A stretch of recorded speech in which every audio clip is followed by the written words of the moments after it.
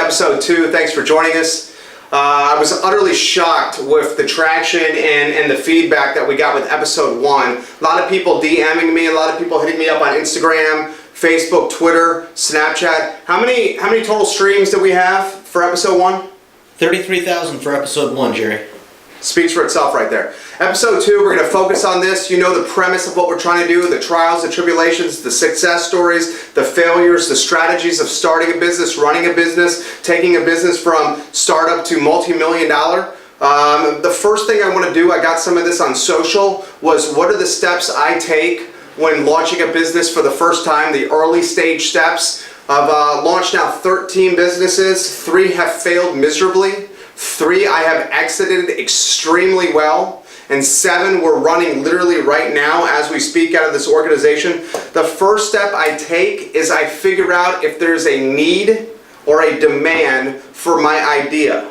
If you want to get in the restaurant business, which is a very brutal business by the way, but if you want to get in the restaurant business and you see a restaurant with a 2-hour wait, they're constantly on a 2-hour wait, you see the line that's outside the door, you can't get a table, you can't get a seat, you know that there's a demand for that category, and if you make a couple changes to that concept, to that model, and you open up somewhere close to that highly popular business and you execute well, you know that there's a chance that you could do really well with that concept. If you're selling a product, if you have cash money in hand and you have to wait 3 to 4 weeks before you can get that product in the mail, or 3 to 4 weeks before it comes from your favorite brick and mortar storefront, you know that there's a demand for that product. A good example of that is our company owns the I Love Seaville trademark. You've seen I Love New York. We own it for Charlottesville, Virginia, I Heart Seaville, and we put this trademark backed by the United States Patent and Trademark Office. We put this on merchandise everywhere. Hats, cornhole boards, stickers, shirts. We know people wear shirts. We know people wear hats. They love stickers, aprons. We put it on cornhole boards because on a Friday night,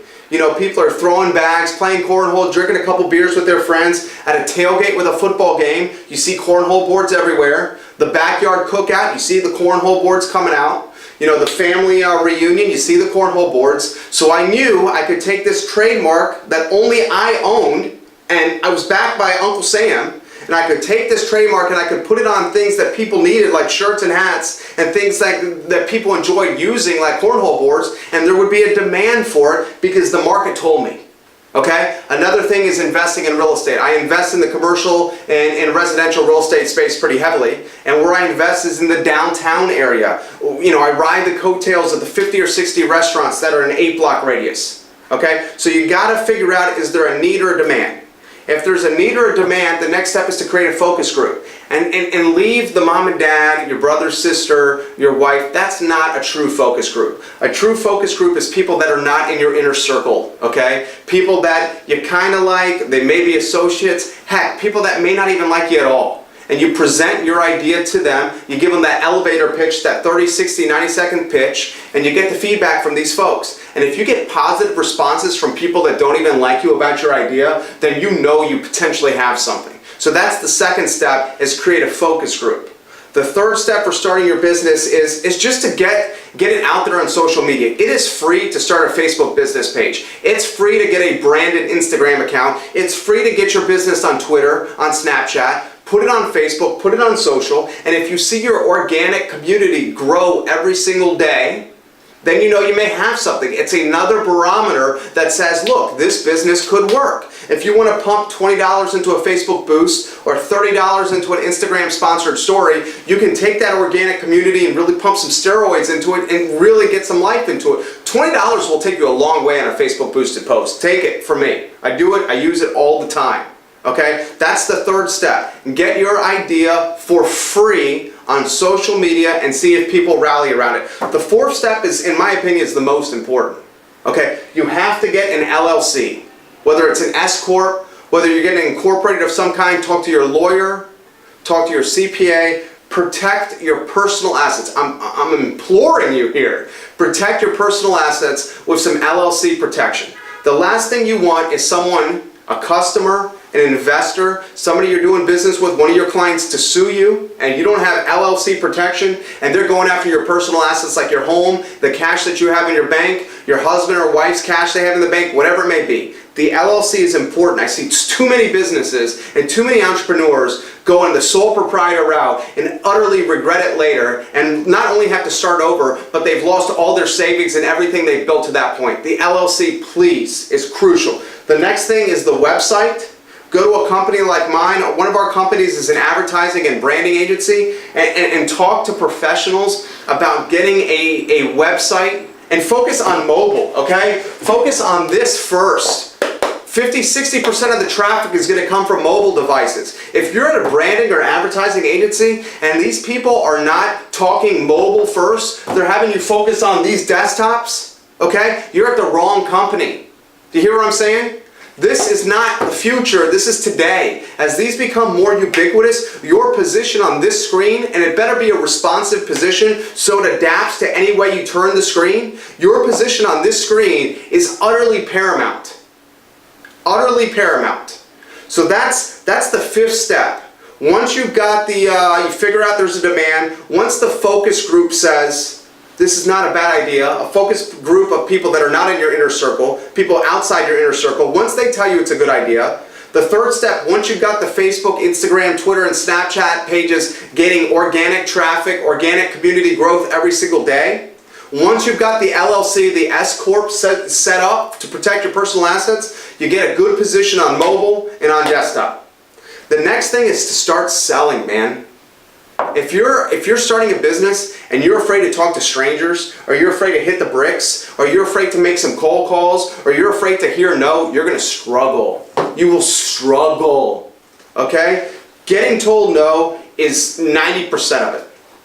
Getting told no is going to happen to you more times than you get yes. Especially if you're the founder, the the first generation of the company. Get used to it. Get over that fear of being introverted. And do whatever you need to take. Maybe you need to have 13 coffees before you go out and make a sales call or a presentation. Heck, maybe you need to spike your coffee a little bit. I'm not recommending that. But you need to get over the fear, and you need to start selling from day one.